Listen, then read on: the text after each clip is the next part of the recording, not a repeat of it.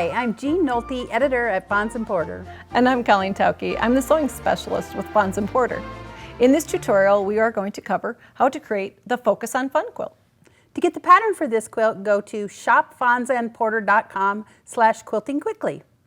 Well, this is a fun quilt. Yes. And it's kind of random cutting.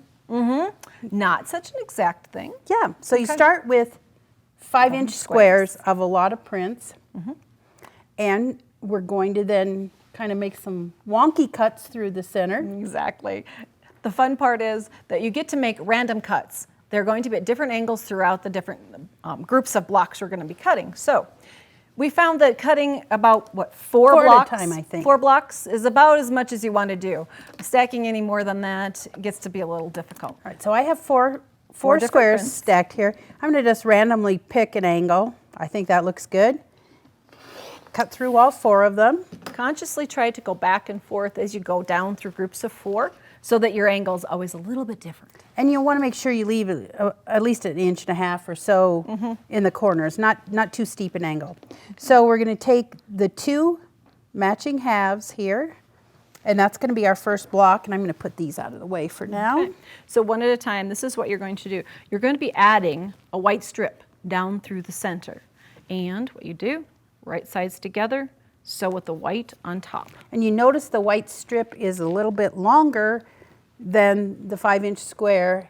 And so you just try and center it so there's about the same amount on the top and bottom hanging over.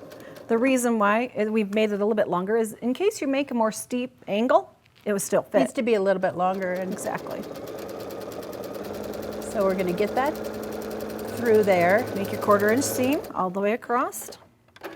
And you'll, as we take it out, what we're going to do is press the seam allowance toward the white. So as we bring it out here towards the white, I kind of cheat and finger press a little before we take it to the iron. Just to make sure I get that seam all the way opened up. okay, now I'm going to actually press it. Give it I a like little to use a press. little steam on here. Just a little nudge. Keep it nice and Just flat. a little bit. Flatten Now, that right out. Since the strips are only 1 inch wide, and we're going to take a seam allowance off both sides, we're only going to have a 1/2 inch of the white. You notice showing here the print. that does stick out. This is where we go in and give it a little haircut. We want that to be straight across. So I'm just lining up this little ruler with the edge of the square. I'm going to line it up with the edge of this square and just straighten up that white piece. What you could do is go down through a bunch of blocks at once and do the trimming all at once. So you're not going back and forth, back and forth. Kind of assembly line style Exactly. would make this quilt go together faster. Now you see that we're going to, the angle's nice here. This is where we're going to go again. Right sides together, but with the white fabric on top. And you can slide it off to the side and figure out, okay, we're going to come in with our 1/4 inch seam allowance. So you want them to meet. Just off a little bit. So the colored one is going to stick out on one end and the white one will stick out on the other end. Just a tiny little bit. If the first couple of blocks you're going to do, you're going to be thinking, what am I doing? And then you realize, oh, this isn't bad at all. It goes together pretty quickly. Okay, down through. And press your seam allowances toward the white again. And I if your have seam one here. allowance is fairly accurate, those cut edges are going to come really close together in the center. So there's one that's already done. That's the first cut or replacement that we've put down through our blocks. Right, so now I have 4 that have the first little strip put through the center. Now we're going to stack them back up again. Go back and try to align them as best you can down through. They don't have to be perfect because they don't all have to match. We're going to do the same thing we did, only the other direction.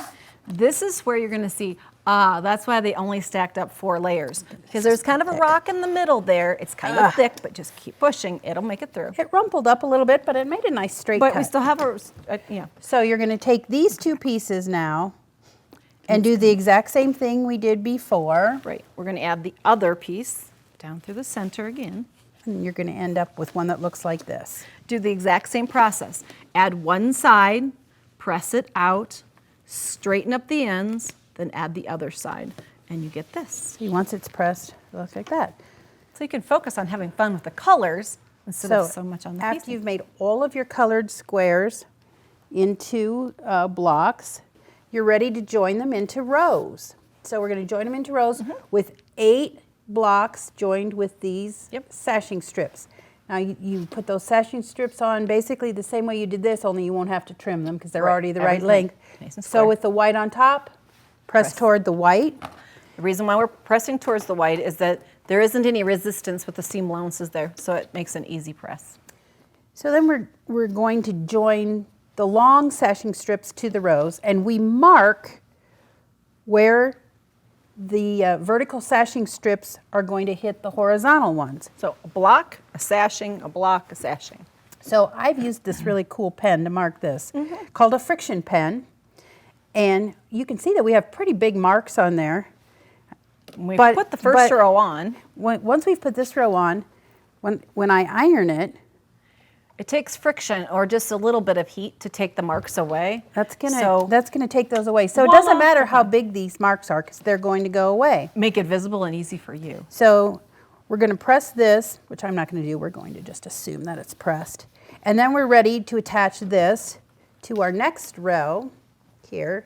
So we put that on there. Okay. And match you can up your blocks. That we're ready to sew. I would put a couple of pins in here Exactly. and get that. And in your actual quilt, these are going to be 8 blocks long, so you're going to have a lot more weight. It's going to be a lot longer. So the more weight you have, the more you're going to want to actually pin to yeah. stabilize those intersections so that when you take it under the sewing machine, everything doesn't slide out of place. Right. You've worked so hard to make everything look so nice and neat. So I would pin all those. And then you'll see these 2 rows are already joined, and you see by making those marks how nice and straight these stay in the whole quilt. The idea is you get that window painting effect, and when you step back from the quilt then, you can see nice straight lines. So once you've joined all your rows, the only thing you have left to do is add the outer borders, and you're done. Thanks for joining us today. To see more of our videos, go to video.fonsandporter.com.